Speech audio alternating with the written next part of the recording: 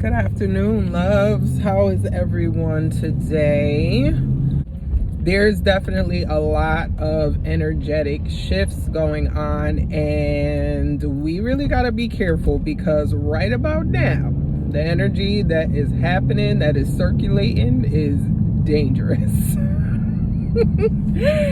It is dangerous. So I don't know how many of you are empaths or energy sensitive, because that is a thing to, just be sensitive to energy. But this energy right now, let me just tell you, it's not suitable for people who do not have sexual partners, because it's thick. It's acting up.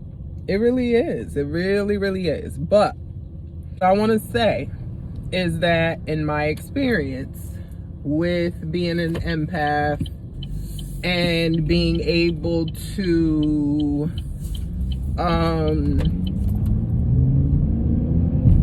interpret the energy of other people, sexual energy is often confused for a lot of things. And there is a really big, dangerous phenomenon happening right now. It's not that it's new. But I'm saying right now, in the times that we're living in, it's pretty dangerous, because we have a lot of rising of intuitions and just empathic discernment. There's a lot of increasing discernment happening, and people are not really understanding how to interpret what is happening. So that's why I kind of wanted to explain a little bit. So along with spiritual growth and empowerment, it comes with a lot of different energy. And depending on where you are on your journey, if you are someone who is going through something that is hurting you emotionally, mentally, the energy that you might feel can be mistaken for sexual energy, meaning you could feel as though you are sexually aroused, but it's really not sexual arousal. It's really pain. And I will share that I've noticed that when I've had certain conversations with certain people, and just noticing, I've just noticed that is a feeling that I have when I'm around that person. And I know that it is not a sexual attraction, because at this point in my life, I am pretty aware of what turns me on. So I would just be in the presence of someone who is in pain, who is hurting for one reason or another, and I will feel that energy coming from that person, and they're not even aware of it. So think about it for a second. What do we do when we are hurt, when we are heartbroken? What do we do? The first thing we want to do is, when we're hurting, when we're trying to get over something, or we're trying to move forward, the first thing we do is grab a bottle, or we head to the bar, or we head to the club, because that is the way that we have been taught to deal with our problems. What do people say? Ooh, I need a drink. I need a drink. I had a long day. I need a drink. I just dealt with this difficult person at work, and the first thing that people want to do is drink. Now, alcohol, first of all, lowers your vibration. And everything that I'm saying, I have learned from experience. This is not what I have been told. This is all firsthand experience. and observation of other people as well, but it's coming from a place of experience, because that's the only way that I really feel comfortable speaking about something confidently, is with something that I've experienced myself. And I'm sorry. And it's very interesting. It's very, very interesting that I noticed that alcohol brings your vibration down to a point where you're not able to really use your intuition, because it's, you know, your intuition gets stronger with the higher that your vibration is. So, you know, I drink once in a blue moon now that I've stopped drinking. I drink once in a blue moon now, and it makes me absolutely sick and disgusted the next day. I feel so poisoned the next day after I drink alcohol. It's like I don't even want to do it again anymore until I get to the point where I'm like, oh, I need a drink. You know, like, we still do it. I still do it, I mean. But back to the point. So we go to the bar, and what do? We meet other people who we are sexually attracted to. And guess what? They're probably hurt too. They're probably in pain too. They've probably been through something too. Then y'all get to talking, and y'all start talking about your past relationships, and you learn that this person just dealt with a huge breakup, and they're not over their ex, and you're not over your ex, so y'all hook up, right? What do you think you are doing when you're hooking up with this person? You think that you're just getting a sexual experience, a pleasure-filled sexual experience? No. That might be part of what you're getting, but in a spiritual sense, you are absorbing the energy of that person. You are building soul ties with that person, and you are building a connection of toxicity. It's basically born in, toxicity. It's breeded in a toxic, situation.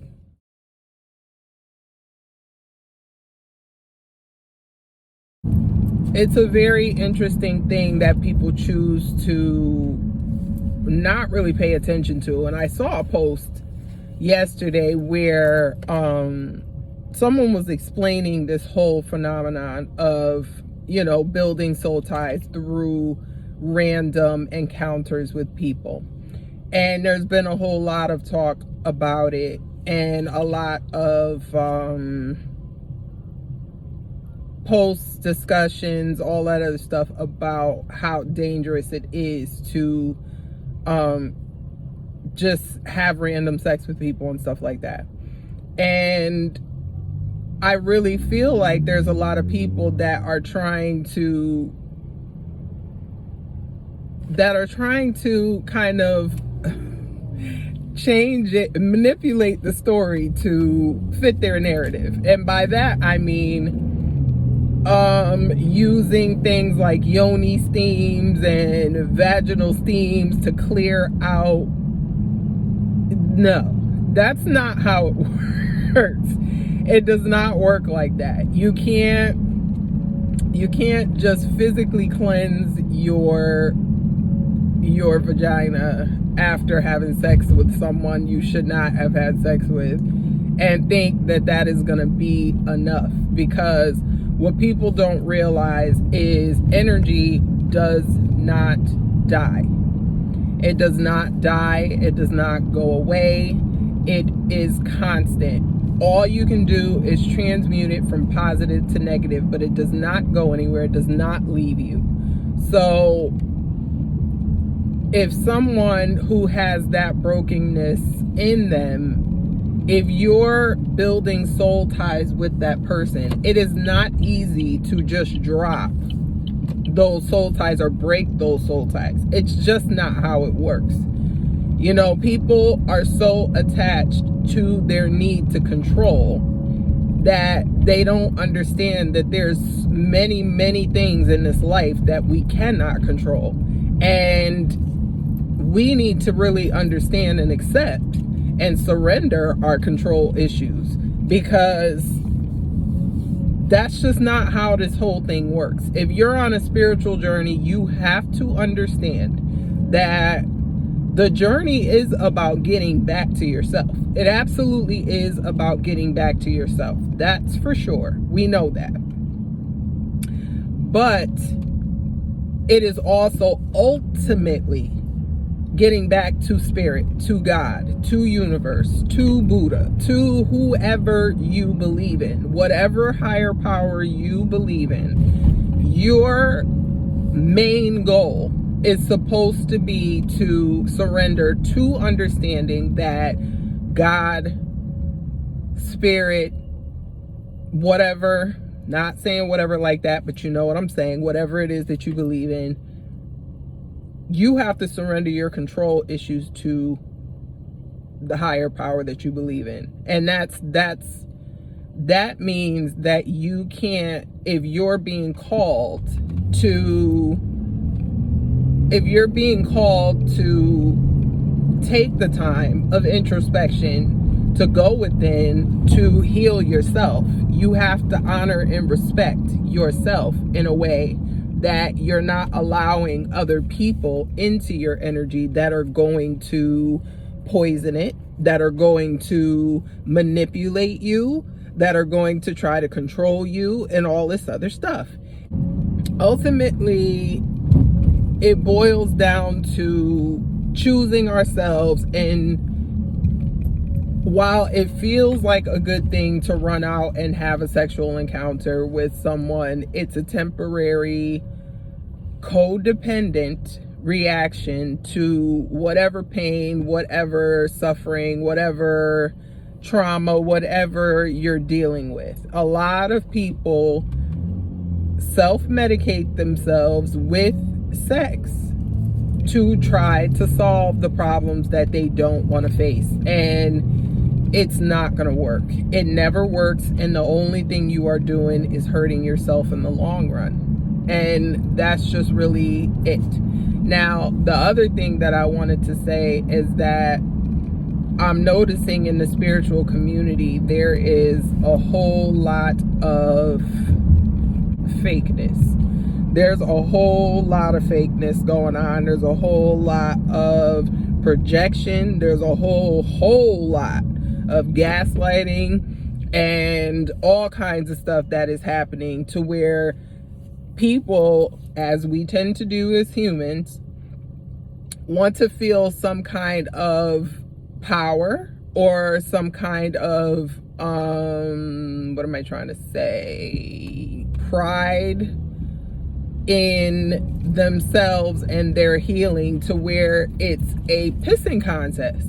Like, no, the time you've been on your journey doesn't matter. How long you've been on your journey does not matter. In fact, if you've been on your journey for quite some time, that might suggest that you're not paying attention to the lessons that you're meant to be learning, and that you're repeating cycles because you're not listening to your intuition. You know what I mean? It's really a power struggle, and I've seen nothing but power struggles, back and forth, back and forth, back and forth. People just trying to one up one another, and it's so counterproductive to the collective healing that needs to be happening. We need one another, whether or not we want to choose it. As humans, we do need each other in this world. Not codependent to the point where we cannot function without one another. That is totally different. Like, you should be able to stand on your own 2 feet as an individual. You should be able to make moves in your life without having someone there with you to stand by you, to support every word, every move that you make. That's codependency, and that is a form of addiction. And that's pretty much it. let me know what you think. I want to definitely start having these conversations. I feel like they're not had enough, and that's probably why people don't really know or understand the extent of what is happening with energy or understanding it. So, you know, let me know what you think, and I will see you in the next video.